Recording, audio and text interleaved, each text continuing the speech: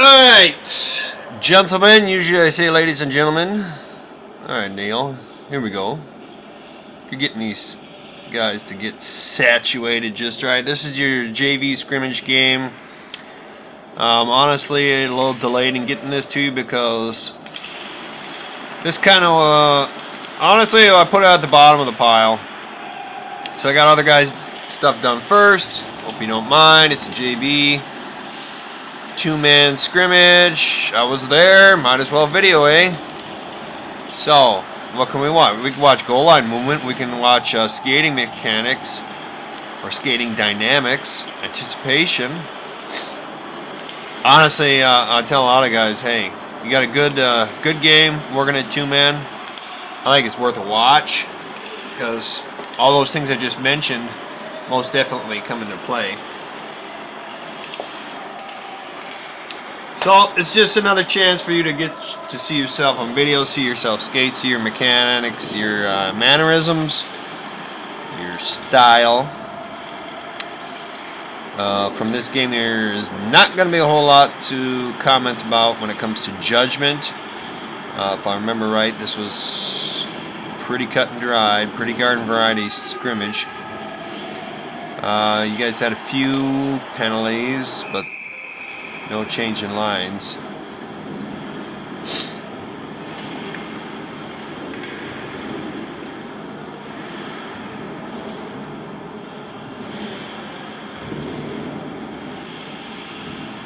You are working with Tyler Harrison.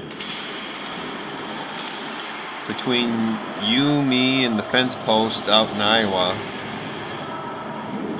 Tyler was a UO guy, but he just didn't really want to get into it. He wanted it, but he didn't want it. You know what I'm saying? So,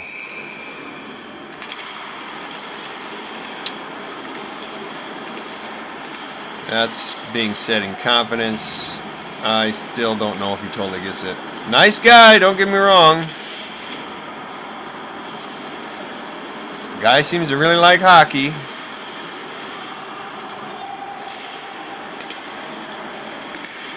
Still needs a new uniform. A better fitting one, I should say. Alright, back to you. Back to the action, ladies and gentlemen.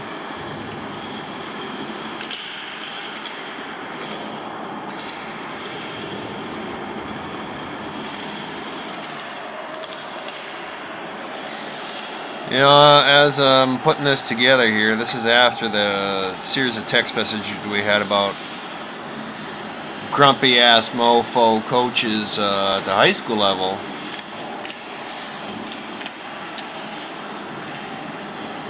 And I don't know what to think or say. That would have been a week ago today, actually.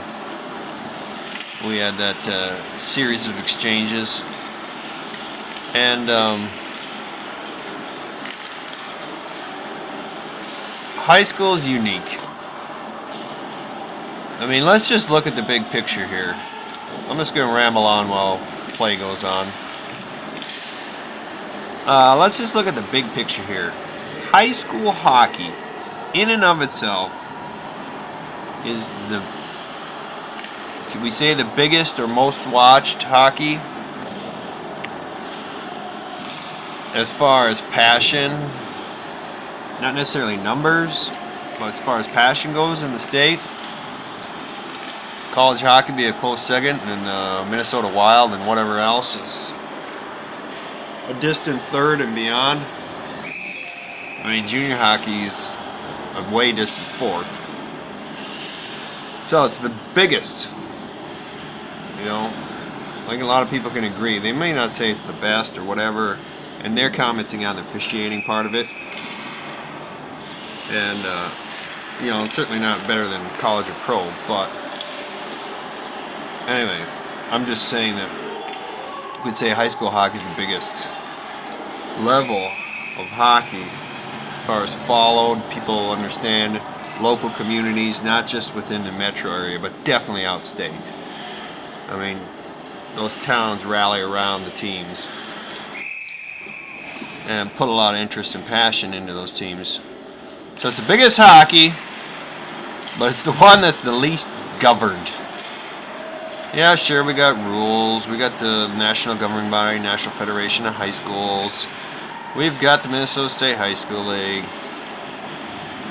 But it is the least governed. It's essentially run by the schools and any association that contracts with those schools or conferences. So really it's up to the willy-nilly of the school, the coach, and what that association thinks or believes. You got nothing like that anywhere else. So that's what makes it definitely a unique thing. Do I think the Minnesota State High School League should pay more attention to high school hockey? Damn straight they should. But time and time again I get the feeling that it is it's just another activity to them. On par with basketball, dance line, debate, girls swimming. It's just another activity to them. And they do their damnedest to not put it on a pedestal above the others. And that's too bad. Because what I just said is the biggest. Got the most attention. I mean, what the hell? I just read in Let's Play Hockey, 340 some players in the college level now came from Minnesota, and we pay, and the national governing body pays the same attention that they do to dance line.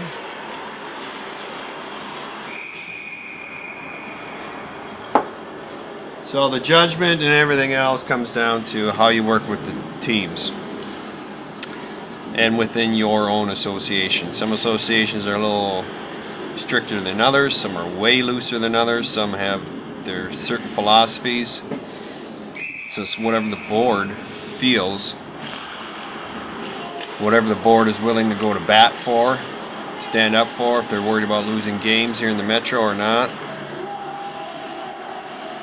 And that was an interference hold / something about. Anyway,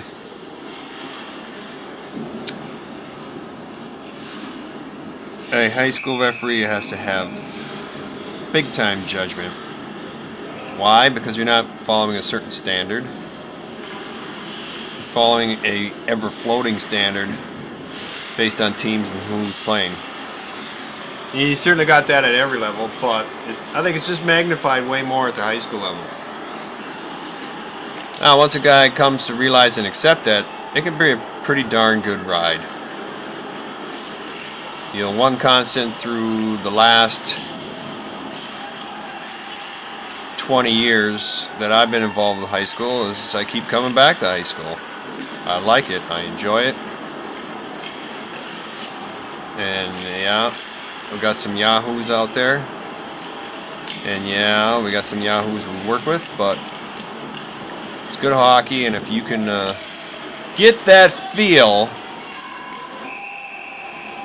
to work successfully with all these teams, programs, associations, I think you've accomplished something. Some guys think that feel is to do diddly squat. And obviously that night that you texted me about, the coach didn't like diddly squat because they only had 2 power plays or whatever the hell he was bitching about and slamming the door about.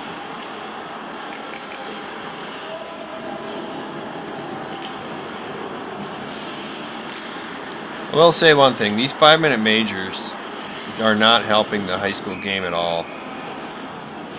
All these fucking coaches want it until it's called against their team.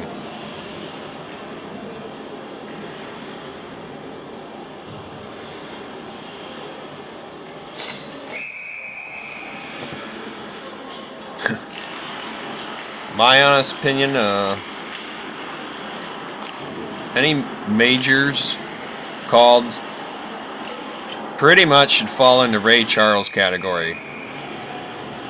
I mean, they're so obvious that even Ray Charles would call it a major.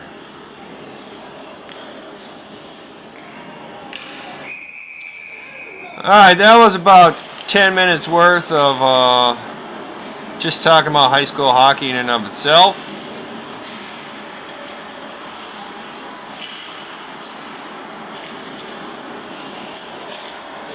Let's look at the play here.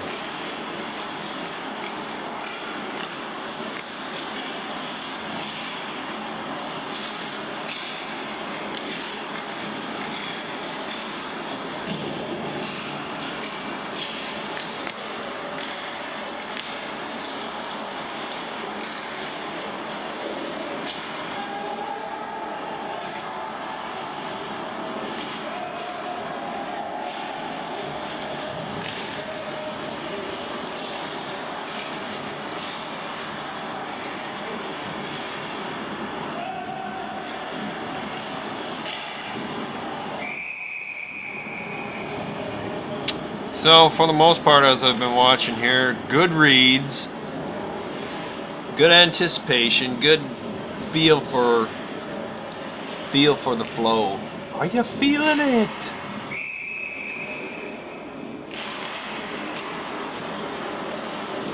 So as I've talked on, I know his partner kind of gets caught into play too tight. I always remember the 6-foot rule. Plays working in your corner, working along your wall. Maintain at least a 6-foot distance. The only reason you'd keep it tight at that 6 foot is if you're working within the golden triangle. You don't want to get yourself out of position too much, or if you're at a blue line. Everywhere else on the rink, boy, that 6-foot distance should be more. And we work with that 6-foot distance because that helps us to maintain a good sight line. Hey, cameraman, pan up. Attaboy. Maintain that 6-foot distance to still see the forest from the trees, have a good sight line and what's going on. So plays down on top of you. It's hard to call penalties when they're right under your nose, per se. And also a self-preservation deal.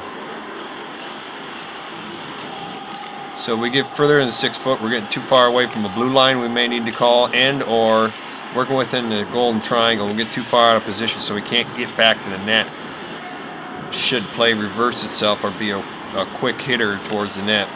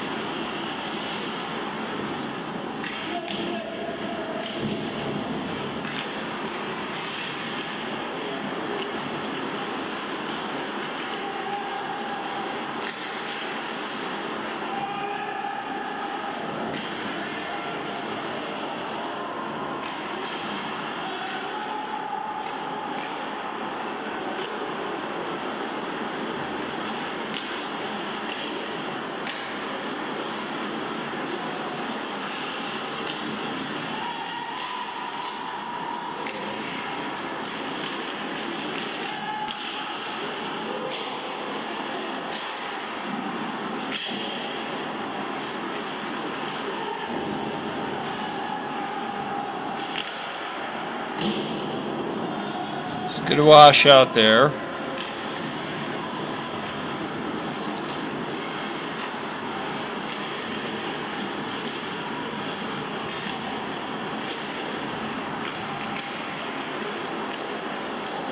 Move it.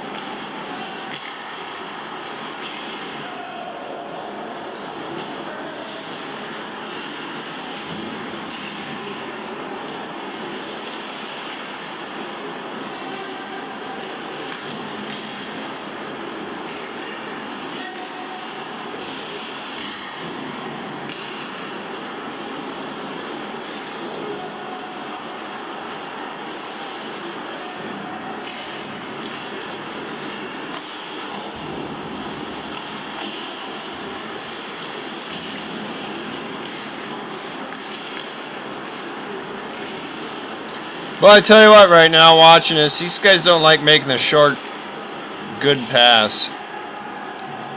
They'd rather stick handle and make something else happen on their own. I'm all about, hey, be creative with the puck, do something with the puck, but you can work as a team, you know. It is a team sport.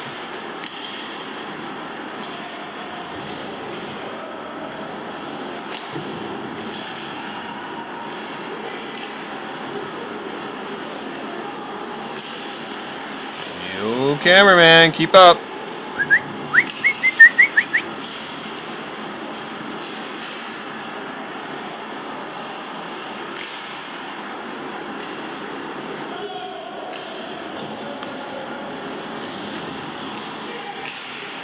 Cameraman!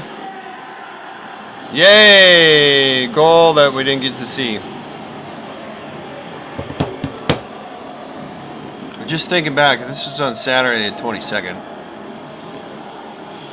This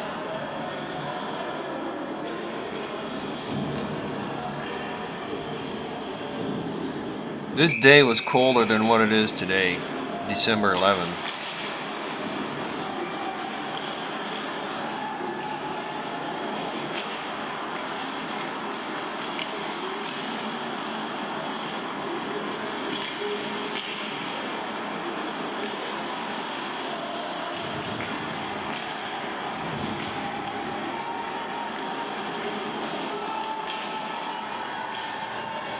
Goalie got lucky there. I don't know what he was diving to his right for.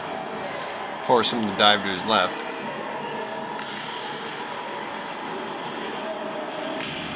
Now he's got, what, a player's twig?